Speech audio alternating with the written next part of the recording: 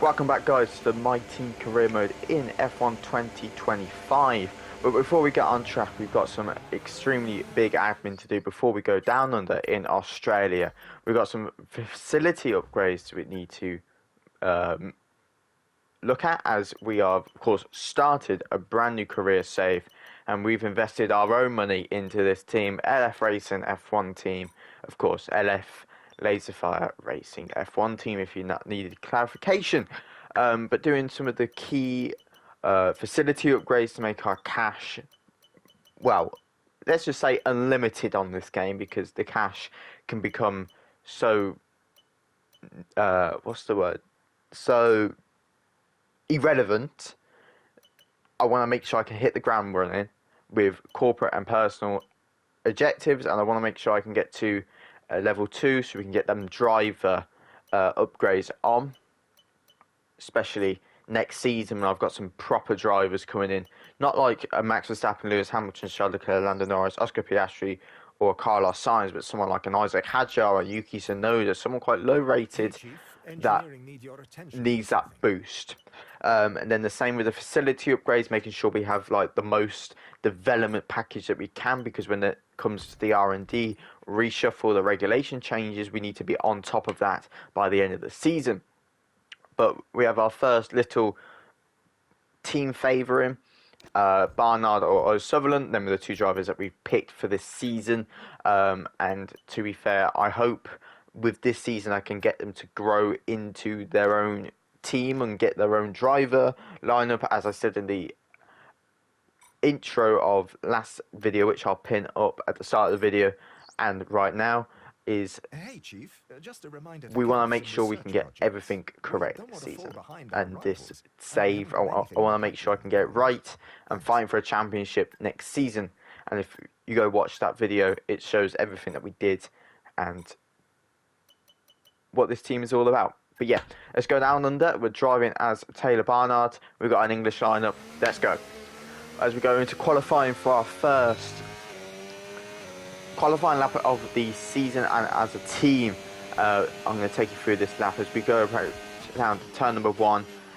Stick it into 4th gear. We're not as confident with the car as we should be. Slap the DRS on for the first time in this team, and just slowly making sure the lap comes together. Probably needs a bit more commitment going into the braking zones. Just need to make sure we can commit a lot more and brake a lot later. There's definitely time that can be found as we put personal best as we touch the grass going into such a high speed corner. You can actually take that pretty much flat if you can get the car right. As we activate DRS for the second time, I should say the third time, and just using all of that ERS. We need to be, definitely ERS management needs to be a big thing going on to our second lap of this qualifying, especially, and ERS uses. As you can see, we're not even using any of the ERS. There's you go. There's my brain waking up to that. Good entrance to the corner, bad exit into the corner, as we're just using all the fuel, less fuel we can, we should say, going to the final 2 corners. Very tight on the apex, good traction down on the car. Definitely should get into 4th gear a lot sooner, but we are so new to this car. Yuki Tsunoda puts a 19.1 in. We put a 27. We're 1.6 off the pace. Let's go over 1.7 off the pace, but at the moment in P4. As we approach the final lap of qualifying, we are going to P19, 15 seconds left for the lowest amount of fuel. As you said, gear 5 going into that corner as we gain 1/10. As you can see, we've been pushed down to P21. Majority of the grid has finished their lap. We're on the final lap as we've got a 1.5 increase. A little bit of time lost into that corner, as you can tell on the last lap. We did such a beautiful entrance to that corner. Going into the final 2 corners, getting that gear 4, as we said, getting the traction. As you can see, the time is going up and up. We were 1.6 down to Yuki Tsunoda at the beginning, and it's going to be a respectable P5 as our outing on this car. And to be fair, that's a very good lap for the first in this team's history. Lando Norris on pole. It's followed by Max Verstappen, George Russell, Leclerc, Taylor Barnard as ourselves. Lewis Hamilton, Tsunoda, Hulkenberg, Piastri, Ocon, Alonso, Hadjar, Antonelli, Sainz, Stroll with a 5-second grid pace penalty, Bortoletto, Gasly, Colapinto, Behrman, Lawson, Albon, and O'Sullivan. Let's go to the grid. The winter is over. It's time for Formula One 2025. Yes, that long break that you've all been coping with so well can now be put to the back of your minds. It's on-track action and it's off-track drama. That's what we're looking forward to. The Melbourne circuit is certainly one that needs to be taken seriously. It's a combination of slippery surfaces and difficult corners, making it a very tricky track when it comes to overtaking. Drivers find it hard to pass and will need to take full advantage of those DRS zones if they want to have any hope of breaking through. Let's run you through the driver grid order for today's exciting race. World champion Max Verstappen starts from pole position, and starting next to them is George Russell. As we continue through the rest of the grid today, we have Leclerc, Barnard, and Sir Lewis Hamilton, and Tsunoda, Hulkenberg, Piastri, Ocon, and Fernando Alonso, Norris, Hadjar, Andrea Kimi Antonelli, and Sainz, Bortoletto, Gasly, Franco Colapinto, and Ollie Behrman, Lawson, Stroll, Albon, and Zach O'Sullivan rounds off the grid. It's almost time for those 5 red lights to go out then. Let's see who can prevail today.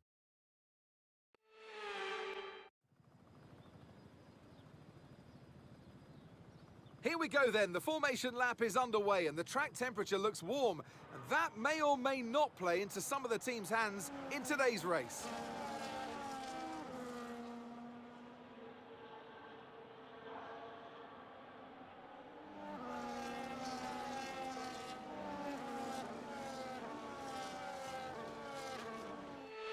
As the cars make their way back to the starting grid to form up and get ready for lights out, let's hope the race ahead today is a thrilling one that will go down as a memorable Grand Prix in the history books. As you can see the strategies there, we're going to go for the Plan A strategy, medium to hard. Hopefully there's no safety cars, no virtuals to bring us into some silly plays. But very big qualifying and big race. As you can see, Lando Norris got a penalty, so that's moved us up to P4 on the grid. So we have a good shot of podium here, and our first race of the season is going to be 1, 2, 3, 4, 5 red lights in Melbourne. And it's lights out, and away we go. We're a bit shaky off the line. As you can see, Yuki Tsunoda is going to take advantage of that as we go down into turn number 1. Just taking it cautious. Lewis Hamilton looking for a move. We cover that off very nicely. Shake it out at turn number 2. Going down to turn number 3, using the ERS as mandatory. Leclerc looking extremely slow as we take advantage of that. We go side by side, and we make a beautiful move into in the podium position, P number 3 on the first lap of the Grand Prix as we go back on board with the car. Not using a lot of the ERS, but you can see that green line. We use a quite respectable amount. But Charles Leclerc, of course, in the faster Ferrari, is going to be chasing down. And I'm so fortunate that there's no DRS on this lap, as we would have been absolutely destroyed already. But high-speed sector, our tyres are definitely warmed up much quicker than the mediums. A lot quicker than the mediums. But we're going to make a move on George Russell. He goes defensive, moves under a bit of braking there. A bit too much curve on the exit there, but he has no real shot at making a position there. Lap number 3 and George Russell's mediums have fired up a lot better than ours, and we're going to defend now. We let him go. It's not our fight for a podium. It's a consideration for today's race, but it's not going to be a mandatory, because there's going to be many podiums along down in this history. But Leclerc, Russell and Hamilton are big contenders at the moment, so I don't want to be falling to P6 realistically, because you can see down to Lando Norris or Oscar. I'm pretty sure it's Oscar, but there's going to be big contact with the wall. Oh, that was massively close. In contact, I said I didn't want to go down to P6, but there's going to be massive contacts. And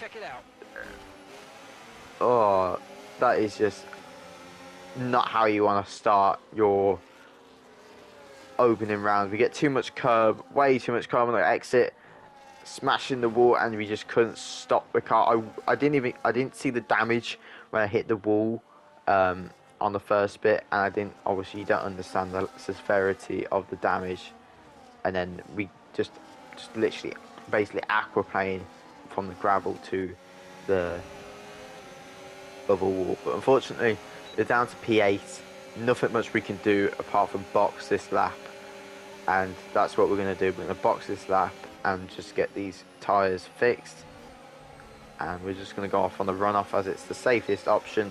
Look, we don't get a warning for that.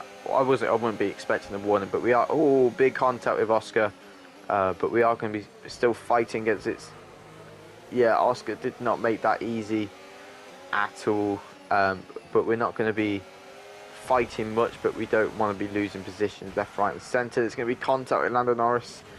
Brilliant save, but yeah, boxing this lap before we cause any more damage to the grid, and this is going to be a big, and I'll say again, big comeback this season. Well, this race, well, technically this season, because we need to make some significant improvements. We're still quite mid-pack, but yeah, but first pit stop of the season and of the team, no mistakes, which is what we like. As we go out of the pit lane, and it's lap number 10. The first two people are pitted of Gasly and Stroll. They're on the hards and we're on the mediums to the end, which is not going to be ideal, but as long as I can find a rhythm on tyre wear, I'll be fine. Tyre wear is a big issue on this game as we clip the curb, setting the purple first sector as we have set the fastest lap of the Grand Prix, just closing into Nico Hulkenberg. We have got past Nico Hulkenberg. He got interrupted by Leclerc coming out the pits. He was making a move on myself, and when Leclerc came out the pits, he had to back out. So yeah.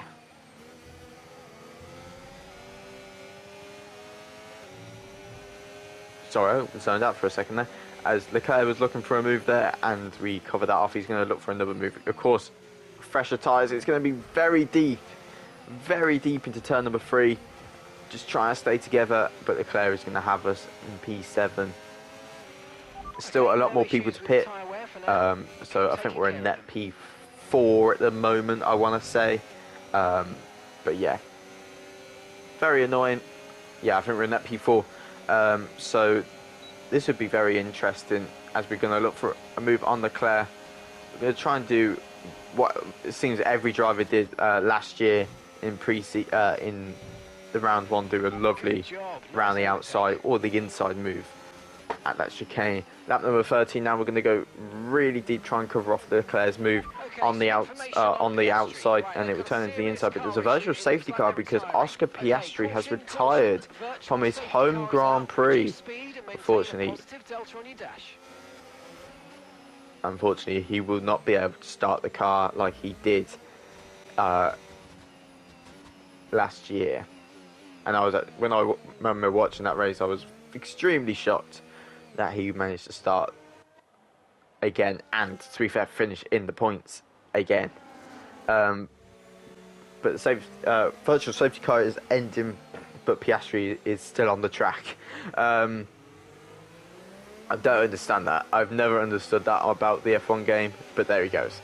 Return to racing speed, and we do get a okay start, but Leclerc, of course, on them warmer tyres and fresher tyres, the tyre degradation is definitely hitting. But we're very close to George Russell, and of course we are in the podium positions, and there we go, we're out of it again.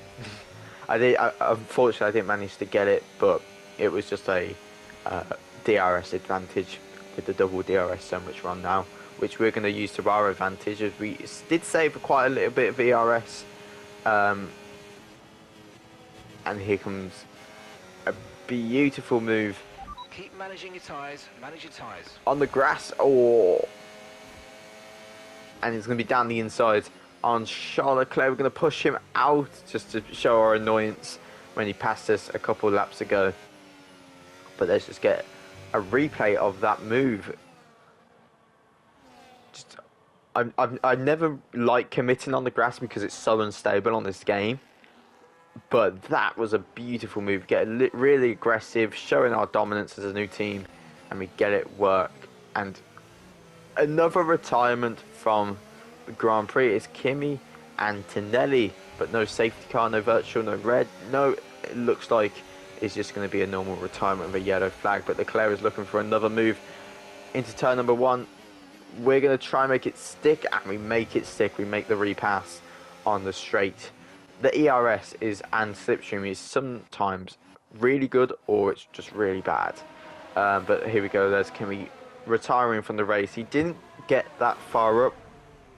He was a respectable P12, but O'Sullivan doing really well, as we can see there in P17. He's just in this big DRS change. You can see poaching lap number 16 themselves. But just look at Max Verstappen's lead as Leclerc does get past it, which is really unfortunate. And now we just need to hold our ground in P4.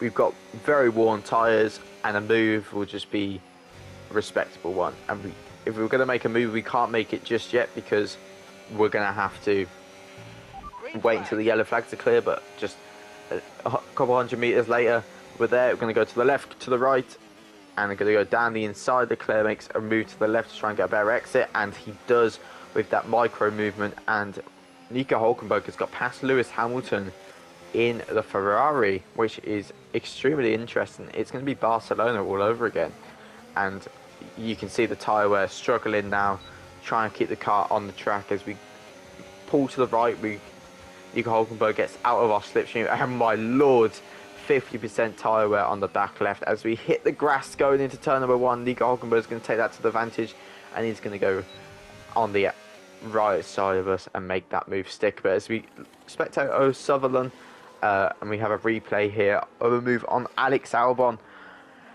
a lovely dive bomb that puts him to P16. Beautiful move from him. But we're not done with Nico Hülkenberg. Pushing track limits to its absolute limit, literally pushing it to the limit. Gonna go left to the right, to the left, down the inside, on the outside of Nico Hülkenberg. What a move on the German. That is a crazy move.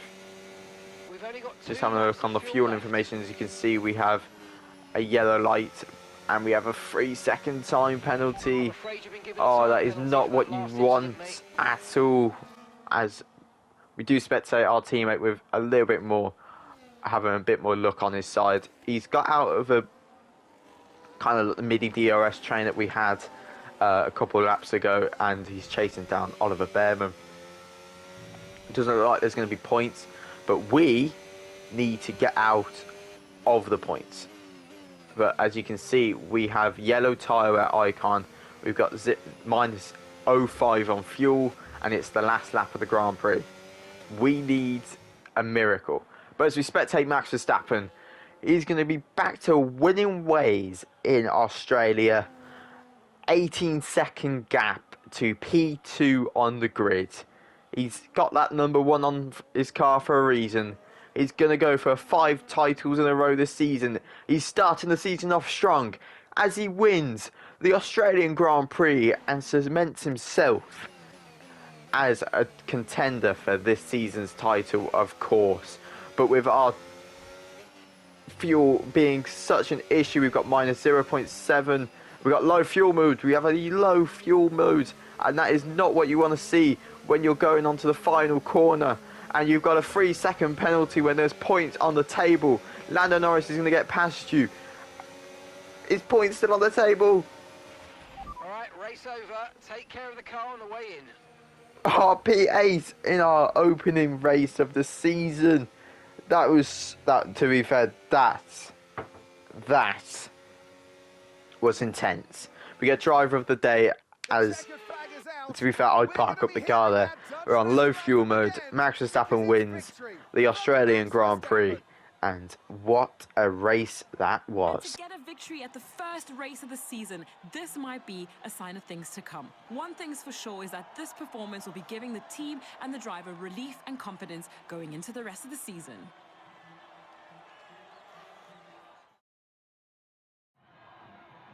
What a day it's been for Formula One, and what a day it's been for these three drivers. Time for the podium celebrations. Time for our drivers to celebrate. But there can only be one on the top step. Your number one, Max Verstappen. Max Verstappen is joined by George Russell and Charles Leclerc. A very, very good podium. Three dominant teams. McLaren need to pick up the pace. They're not like they are in real life on the game. They need to pick up the pace as Max Verstappen is asserting his dominance.